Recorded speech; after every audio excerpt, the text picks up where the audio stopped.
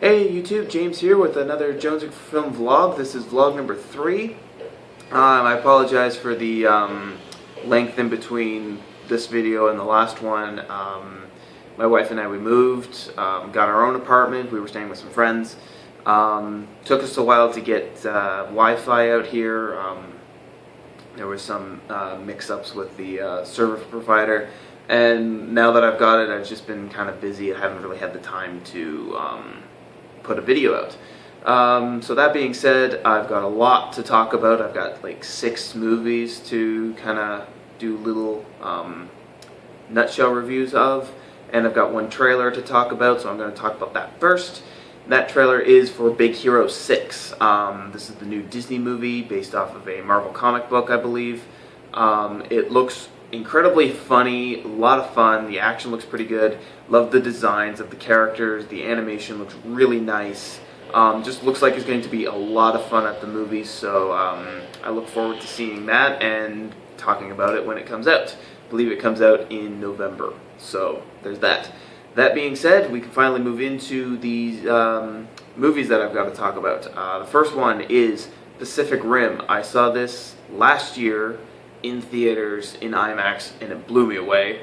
So just this past weekend I got to see it. I got to watch it again, this time on my phone, so I went from the biggest screen possible to the smallest screen possible, but still a great movie. And I actually think that was a little better on the smaller screen, because I kind of remember the first time seeing it, the action was kind of really shaky and couldn't really make stuff out. Watching it on my phone though, it was actually really crisp, really clear, so I don't know if it was the 3D kind of messing with my head or just what the story is with that, but the action still is a great, it's just got a lot of great action to this movie. There's actually a lot of development in the characters, which I thought was nice. There's not as much the second time watching it that I remember. Like the first time I saw it, I thought there was a lot of development, a lot of depth. Second time, I'm actually thinking they could have used a bit more depth. But it's still a lot better, because when I went into it initially, I was expecting Transformers meets Godzilla with like no real story or anything. So I actually got to give them some credit there, because they actually did manage to. They actually tried and gave the characters some development, some backstory. There is a bit of there's a bit of backstory into like where these monsters are kind of coming from. They just could have used a bit more depth, but other than that, actually done really well. I also really love the designs. The Jaeger robots were designed brilliantly. Well, not brilliantly, like they're still robots, they're as creative as you can get with robots. The kaiju, the monsters, those, however, those designs are really well done. And just really inventive, really creative. The second movie that I watched was Chernobyl Diaries. This is just your typical modern horror movie. I mean, there's actually a couple of good creepy moments in the film where something kind of happens in the background. They don't draw attention to it, which I feel always is what kills a movie. Like what kills a horror movie is when they draw the attention to whatever's scary. I feel like it loses some of its finesse, some of its excitement when you draw the attention to it. If you just kind of like have it subtly in the background, it makes it a lot more scary. But yeah, there's just a lot wrong with this one. I mean, like, it's a slasher flick, so the characters don't have too much development. But aside, like, the only development we really get is, this is character A, he's your main character. This is character B, he's the brother. This is the brother's girlfriend. This is the girlfriend's best friend. This is, whatever. So, I just felt like it was, like, when you don't have much attachment to the characters, what happens to them really doesn't make a difference. And I think that a movie's scarier if you actually feel for the character and you're actually like invested in them. So when something bad is happening to them, you actually feel bad. You actually feel bad, and you're actually kind of feeling threatened, and you feel kind of scared. So yeah, that's just my issue with that. Another issue was, despite the fact that it has some good creepy moments, some really good subtle horror moments, the majority of it is just jump scares. They just linger on a shot, really, like, that's really quiet, and you know, it just, something loud happens and the audience jumps, and then they kind of laugh because, oh, it wasn't actually a scary thing, it was just him pulling a joke on them or whatever. It gets old really fast, you know, like you can do it kind of like in the middle of the movie, do like one or two of them, and don't do them like too simultaneously. But yeah, you just kind of like fill your movie of just jump scares, it loses something. So, and then another issue that I have, not just with this one, but with a lot of horror movies, like modern horror movies, is that this one just, like, they just end. They build up, they have their climax, there's like a big moment, then there's kind of like a fallout, kind of like an aftermath of the climax, and then like right as things are starting to get interesting again, it just cuts out and it just ends. And it's just kind of like, oh, okay, the movie's over now. Oh, okay, well, now what do I do? So I just kind of find that to be a big issue with a lot of horror movies.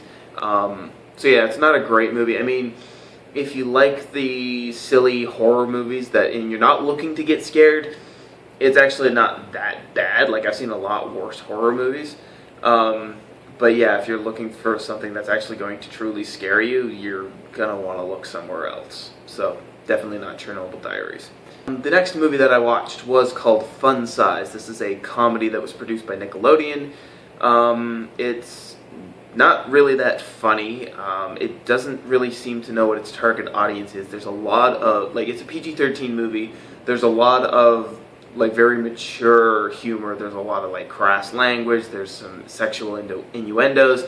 There's just a lot of stuff that it's like, it was kind of marketed more as like a family movie, and I think, actually thinking about it, I think it was only given a PG. Like, I think it was only like really given a PG, but it acts more like a PG-13 movie.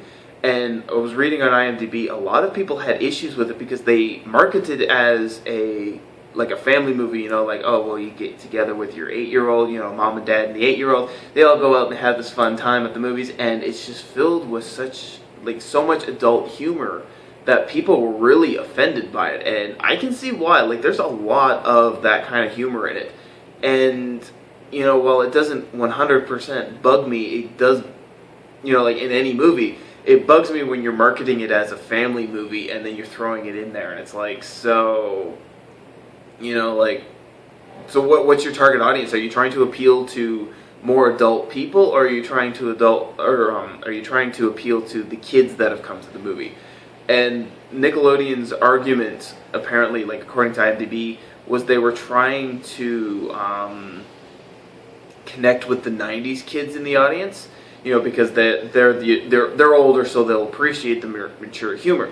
My problem is that when you're trying to appeal to the '90s kids, you're throwing in references to things that have happened after 2010. So you've got Facebook, you've got YouTube, you've got cell phones, all this stuff that like 90s kids are kind of knowing. Like, I'm a 90s kid, I know all about Facebook, I know all about YouTube, but I feel like if you wanted to really like appeal to a 90s generation, you would have had it set in the 90s, you would have taken out all the Facebook references, the YouTube references, cell phones, like the texting and stuff, and you would have like thrown in some like 90s music, maybe bringing in like, I don't know who they could have brought in, but you know, some sort of like 90s icon or something, just to kind of like make it more for the 90s generation. Yeah, filled with cliches, filled with cut and paste characters. There was one character, he's a convenience store clerk. I wish the movie was centered around him because he was actually kind of entertaining. He was the best part of the movie. He had the funniest lines. He had a more interesting storyline. But yeah, just overall, just not a great movie. Really poorly done. And yeah, I honestly wouldn't recommend it. Like, the next movie I watched was Taken 2. This one I wasn't 100% sure how to feel about it, because like, I like Taken. Taken's a great movie. Like, it's what really like brought Liam Neeson into, like, it kind of brought him back, and it kind of like showed off his badass persona and everything. You know, like, 'cause Liam Neeson's always been pretty awesome, but Taken was really what kind of skyrocketed him. So when they announced that they were doing a sequel, I was like, I don't know how you're going to do a sequel to Taken. And I still don't feel like Taken deserves a sequel. Like, it doesn't really need a sequel. It's a good standalone movie. But I actually thought Taken 2 was actually really entertaining. There's actually some really good action. There's actually a lot more action than the first one, which was kind of something that I was kind of, like the first time I saw the first movie, I wasn't really happy with, because I thought it was going to be like a lot of action and it was a lot more, there was a lot more of a slower drive to it. But watching the first one a couple of times more, it's actually, what's the word? I actually appreciate the first one a lot more because they didn't just go all action. This one they do throw in a bit more action, which I kind of liked. I do feel like it kind of missed the point like the first one, but the action is still actually very entertaining. My only real issue with this one was I felt like the beginning was drawn out a bit too much. The movie itself is only an hour and a half, but I felt like with that beginning, like the first half hour, 40 minutes of it, it really like felt like an hour long, so it almost felt like a 2-hour movie. So I feel like they could have like cut some of the beginning out of it, and they wouldn't have really changed the plot of the movie or anything like that. They just would have helped the pacing. That's just my personal opinion on it. The next movie I watched was another horror movie. It was called The Messengers. This is a movie that features Kristen Stewart before she did Twilight, and she's actually a pretty decent actress in this. And I still stick to my guns that when she was younger, before Twilight, she was actually a pretty decent actress. And even now, she still has like some glimmers of a decent. There's like some glimmers of a decent actress there. I think it's just Twilight. I don't think she wanted to be part of it, so she just kind of didn't really like put much motivation into it. But this isn't a case study on Kristen Stewart. This is just me talking about The Messengers. It's actually a very creepy movie. There's actually not too many jump scares. Like, they still do rely on jump scares, but I feel that there was more creepiness to this movie than there was Chernobyl Diaries.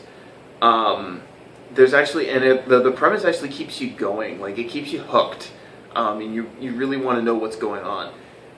The downside is that it doesn't really go anywhere. I felt like the ending could have used a lot more work. Like, the premise was really gripping, you know, the whole, like, kids can see it, adults can't.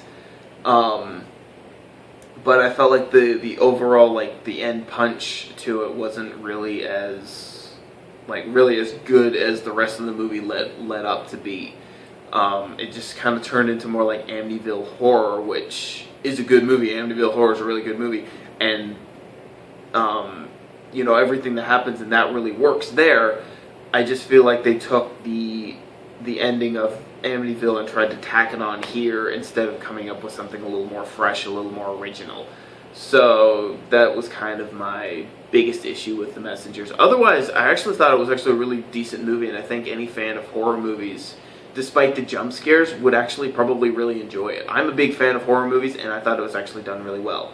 The last movie that I watched was called The Guard. It is an Irish film with Brendan Gleeson as a small town cop. He's not really motivated. He's kind of a slack off. He's not really corrupt per se, but he's just kind of, you know, he doesn't give a crap. And something involving drug dealers happens, and Don Cheadle is an American FBI agent that's brought in to help bring down these drug smugglers, and all Brendan Gleeson wants is just for life to go back to normal. So he kind of helps Don Cheadle's character, but he's incredibly racist and just kind of like trying to annoy Don Cheadle as much as possible to get rid of him. It's a very funny movie. The movie does feel a little long, but I think part of that was to do with the fact that I started it about like 10:30 at night, and I was really tired. Yeah, starting a movie that late, no matter how entertaining it is, it's going to feel long because you're just kind of counting down the seconds waiting to go to bed. So I think if I watched it again in the middle of the day after having a good night's sleep, I'd probably enjoy the movie a lot more, and I think the pacing would probably be a little better. But no, overall, the humor is hilarious. Brendan Gleeson just gives a great performance. So does Don Cheadle, and their banter between each other is just priceless. It's so much fun to watch.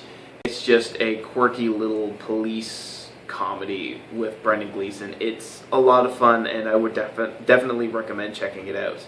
So there's my 6 quick as quick as I could reviews. I apologize if I rambled on a bit too much. I'm really working on trying to keep these to a minimum, but you know, I just get talking about a movie and I just kind of got to keep going. So that's why I got to start doing like individual videos for these movies, because yeah, I just kind of go off on a tangent.